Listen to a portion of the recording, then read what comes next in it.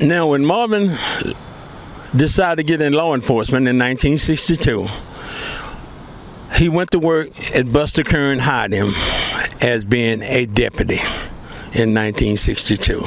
And the Harris County Jail was at 1300 Franklin. That's when Marvin got his law started as far as being in law enforcement. And then by, like I say, 1965, Buster Kern moved him up and graduated him up to being over Harris County fraud. So me finishing Jack Gates in 1967, this is when I heard about Marvin. Because even back then when Marvin got the position of being over Harris County fraud, let me tell you some of this, all these young people over Channel 13, they don't know a goddamn thing about Marvin Zindler. Still of them digging up some information and trying to make this man a hero, which he was, because he put Channel 13 on the map. When they got born, whenever they got born in the 90s or the 2000s, KTRK was already #1 before they even got their butt over there, thanks to Marvin Zindler. But we ain't got to that yet. We still with the history, untold history of Mr. Marvin Zindler. And Buster Kern hired him in 1962, Harris County Deputy, 1300 Franklin. First thing Marvin did in 65, they promoted him to being over all the fraud over Harris County. Michael Landon, this is some real crazy stuff here. This is when I kind of heard about it, but I didn't know about it.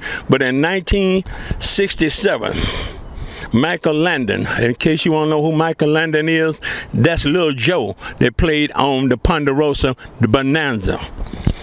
Okay, one of the Hollywood stars had got bitten by a horse at the Houston Livestock Show.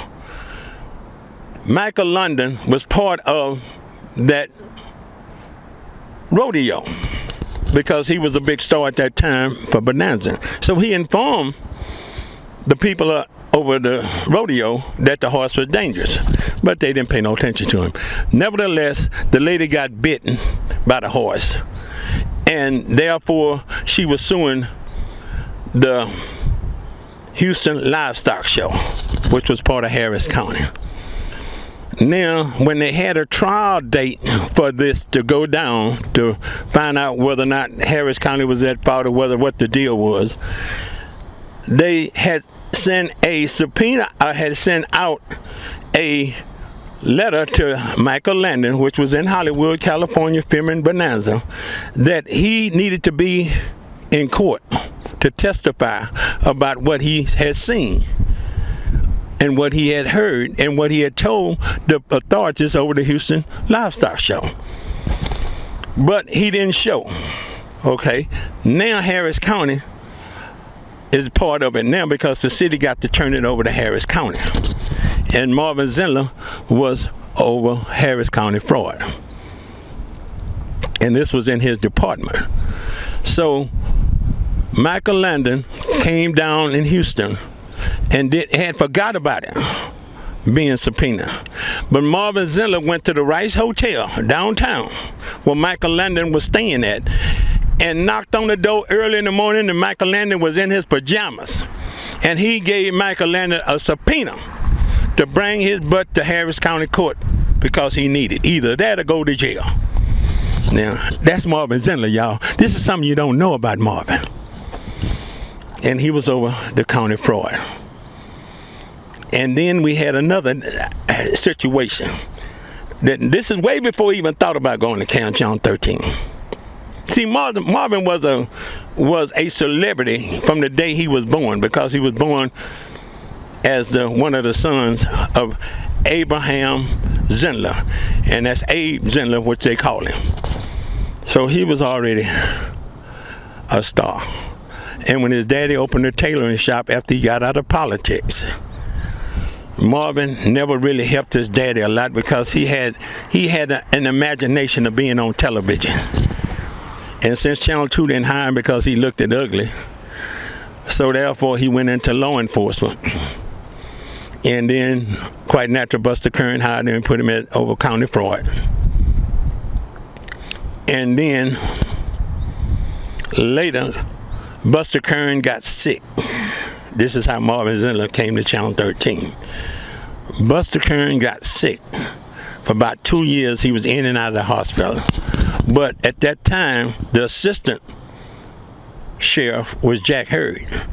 Buster Kern didn't like Jack Hurd. He didn't trust Jack Hurd, so he made Marvin Zindler be over the county of sheriff department. That means people like ask me about Acres Home. Yeah, Acres Home was not part of the city.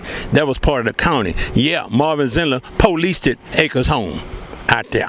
2 years, Buster Kern stayed in the hospital, and Marvin Zindler ran the department. And at that time, Houston had already annexed Acres Home. Of course, they annexed that in '56. But they hadn't annexed, they had annexed Sunnyside in 1956.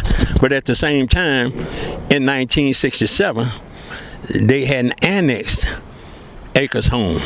So Houston Police Department had no jurisdiction in Acres Home. Only somebody had authorities in Acres Home was Harris County Sheriff Department. And that was Marvin Zindler was over that Sheriff Department because Jack Hurd couldn't be trusted by Buster Kern. And Buster Kern stayed the Harris County Sheriff for over 23 years.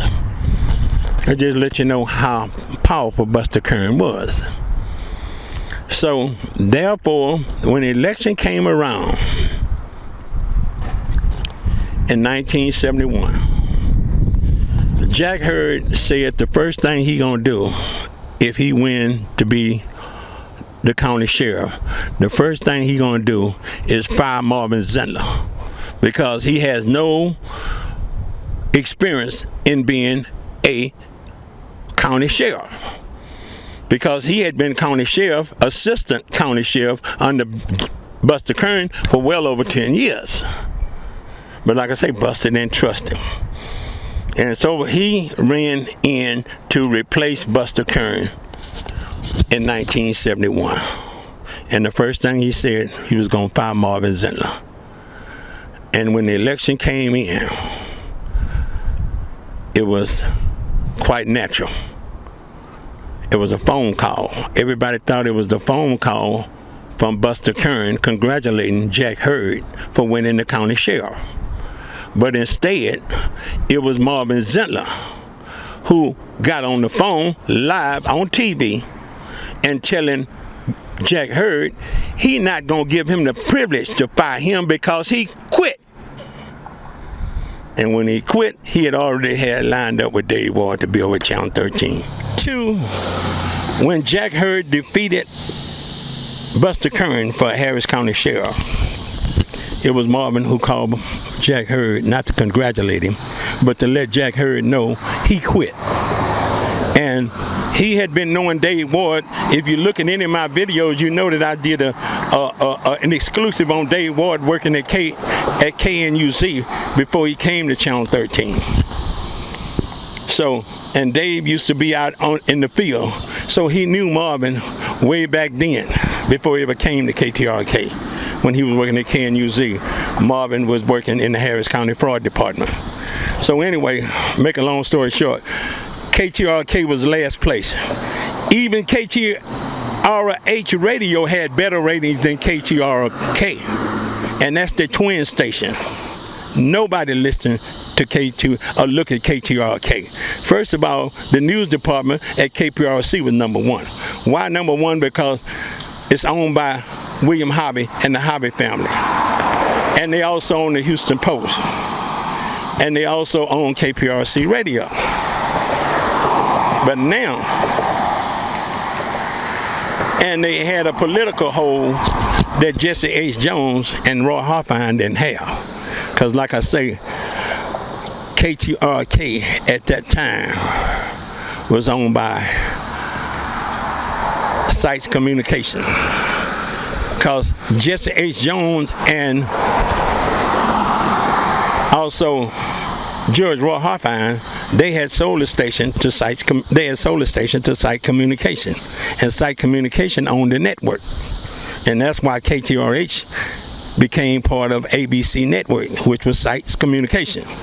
But in 1996, they sold it to Disney, and that's who owned it now. But anyway, Marvin knew and asked Dave that if he could get there and get it there and get a photographer, that he knew everything about what they was doing out there in LaGrange, Texas. He was in Harris County. He tried to close it by when being in the county fraud. But they told him then, man, you can't have no jurisdiction out here. This is LaGrange County. You need to take your butt back to Harris County. So when Marvin got in with Channel 13, he told them that he had a story that could make them not only #1, but be able to make the network #1. Only thing he needed was a brave cameraman to go out there to LaGrange, because he definitely gonna get a whooping. Yeah, they gonna go upside his head, but it's keep the camera rolling. And that cameraman got to be a millionaire, y'all. But now when Marvin went out to LaGrange and he got busted upside the head and the camera got everything, it was the first time something live had been caught on TV. And that started a whole investigation of the chicken ranch, which was going on way back in the day. And Marvin helped close that chicken ranch, thanks to KTRK for giving him a cameraman, and thanks to KTRK for airing it over the airways. And when he aired it, it went straight national. It went straight national news. When KTRK showed that in 1973, ABC Network took it and ran with it. Harry Reason, for the first time, Harry Reason outrated Huntley and Brinkley, who was on NBC, and Walter Cronkite, who was on CBS. He outrated them thanks to Marvin Zindler and the chicken ranch. And in Houston, they went boom, straight up the top. They put smoke down KPRC. They left Channel 11 in the dust. And this is when Dan Ruthers was still part of KHOU. And from then on, KTRK got to be #1. So for all these microwave journalism kids that they got working here, especially these females, learn about the station. Because without Marvin Zindler, you wouldn't be where you at today. And that's #1. Still, you making a legend out of Marvin Zindler. You trying to make fun of him, talking about slime in the ice machine, putting on sunglasses. Man, all of that is bullshit. That's childish stuff. You on a television station. You got millions of people looking at you. You in the #4 market in the country. You need to be saying something positive about Marvin Zindler, like what I'm doing. If you don't know, you need to get on my YouTube page and my Facebook page and learn something from an old black man who have been 77 years old, have been in Houston, Texas for 77 years, never went to Vietnam, never went out of town, stayed here for 77 years. So this is Boo Lee. I'm out of here. Thank you.